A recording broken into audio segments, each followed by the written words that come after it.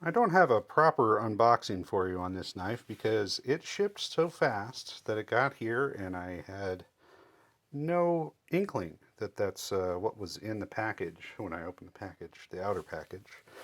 Um, I ordered this from Buck uh, probably 48 hours before it got to me. This is part of what that's their first ever, what they're calling a stealth run. Like Spyderco has sprint runs where they have a limited model that's only going to be available in a limited supply. Um, Buck is dipping their toes into that territory with this first stealth run, and they did say it was the first, so that would imply that there are going to be other stealth runs in the future. Um, and for this very first stealth run, uh, the products were only available from uh, the Buck's website. You had to go directly to Buck and order it and have it shipped directly to your uh, home or whatever. Um, and I think there were limited numbers on how many an individual person could order. Maybe it was limited to two or something like that. In any case, I only bought one, and I kind of wish I'd bought two because this is a knife that I want to use, but I also want to keep pristine. Um, and those two things are not always compatible. Uh, right. Okay. So let's open this up. It's got a outer box that slides off, and then it's got a nice inner box. Um, with a magnetic catch on it, and then a little statement about Buck and the company and its history. And then inside here we've got our sheath and the knife. And I was curious to know if this sheath was going to be the same sheath that is sold with the standard version of this knife, even though this is a special version. And it appears to be. It appears to be exactly the same thing that you get with the standard. The packaging is not. When you buy this knife in its regular 420HC blade steel version, the classic version, uh, at least this one came in like blister packaging. It was a plastic. It wasn't even a box. It was a plastic thing that could be mounted on a pegboard. Um, all right, so looks like it's just the regular old sheath made in Mexico. Sheath made in Mexico. All right. And then in addition to the sheath, we get a little microfiber pouch, which helps keep this thing looking jazzy. Wow, you can see my reflect. That's kind of what I look like, if you were curious. Not really, it's pretty distorted. uh, but yeah, it's a mirror polished brass bolsters, looking very nice there. And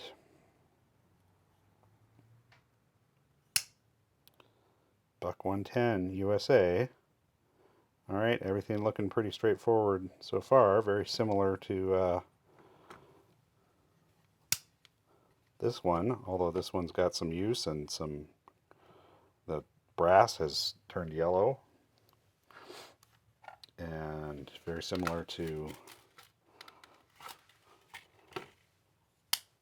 this one, which is produced in a different year, but and it's somewhere in between these two in terms of how much wear it has on it. Uh, but it's when we flip this knife over that we see the special detail, which is that this is in CPM-Magnacut steel. Right? Okay, so Magnacut is probably familiar to you if you're watching YouTube knife videos. But it's a relatively new stainless steel it's particle metallurgy steel that was developed specifically for knives. And it's produced by Crucible, which is a USA steel company. And the thing that's neat about Magnacut is that it has good edge holding ability, good toughness, and amazing, excellent, outstanding stain resistance. Usually, you can have two of those things. You can have either good toughness and good edge holding ability, right? Hardness is really what allows it to hold an edge well. You can have good toughness and good hardness, but it could be a steel that's susceptible to staining, or you could have a very stainless steel that is pretty tough but not very hard and doesn't hold an edge very well, or you could have a stainless steel that's hard but brittle, so it doesn't have good toughness. But Magnacut managed to score pretty well in all three of those categories uh, if it's properly heat treated. So, I mean, the potential for Magnacut is very, very high, but some of the Magnacut blades that have been released have not really realized that potential because they weren't heat treated uh, well enough, and they aren't as hard as Magnacut can and should be. So now Bos is famous for being able to do a really good heat treat. This little BOS here, Bos uh, Buck has been using the Bos Heat Treat on 420 HC steel for years and years, and has been getting much better performance out of 420 HC than a lot of the competitors who use 420 HC. And so, you get a knife like this, standard buck 110 and 420, that, on paper, it's not that impressive, but turns out holds an edge pretty well, and it's pretty tough, and you can sharpen it, and it's stainless. So that's part of the reason that these are so popular, and that they remain sort of a iconic knife even today. Um, so, in theory,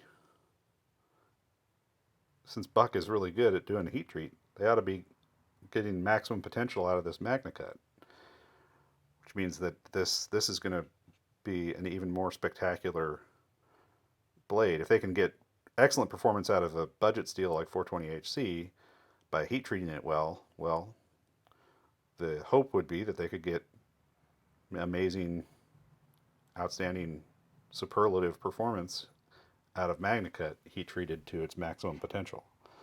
Now, can I tell you that that's the case? Not yet. I just got this thing. Uh, it's interesting to notice that the stamp is different, even on the Buck side. The little number that follows the 110 is always different because that is it helps you identify the year that the particular knife was made. But this one's different where it says Buck as well, and the USA is smaller, and it seems to be maybe laser engraved on there instead of stamped in. Might be a lot harder to stamp into Magnacut than to stamp into 420 steel. That's probably why that's the case. This, by the way, is something I added. This allows you this gives you a thumb stud to open the knife one-handed. It's an aftermarket accessory. You could put one on this knife if you wanted to. So can I tell you that this is worth the price, it being double what a standard 110 costs? Well, it's probably worth the price just in collector's value, um, because they're gone. They were available for one day. They made 1,000 of them. They're gone. And I haven't looked to see if people are already reposting them to sell on eBay and whatever. But they probably are, and they're probably jacking the price up. So, um, yeah, I mean, I don't think people are gonna feel like they got ripped off by paying 140 bucks or whatever it was to get this thing. Um, if they got one, that was the original price ordering it directly from Buck. Um, is it a lot better than the Buck 110 and 420 HC? Potentially, yeah. Potentially, it could be a lot better. It could have a much better edge holding ability and better toughness and more stain resistance. Could be better than the 420 HC in every way. Um, but the way we would determine that is through testing. And obviously, I have not tested it yet. This is just a first look. Uh, but I'm optimistic. I think Buck knows what they're doing with the heat treat, and if you heat treat Magnacut properly, it has the potential to be pretty special stuff. Um, so I will post further videos on this knife. I am a little reluctant to go and beat it up because it looks so nice now that it's nice and shiny right out of the box. But it's probably going to be something I keep and not try and resell, so I might as well use it. Um, and I will share that with you all when I get around to it.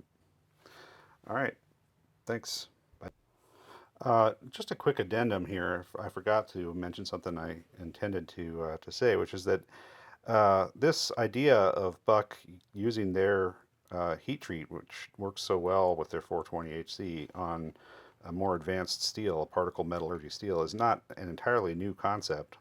Um, they've done it before. This is the Buck Vantage Pro, right? And this is model 347.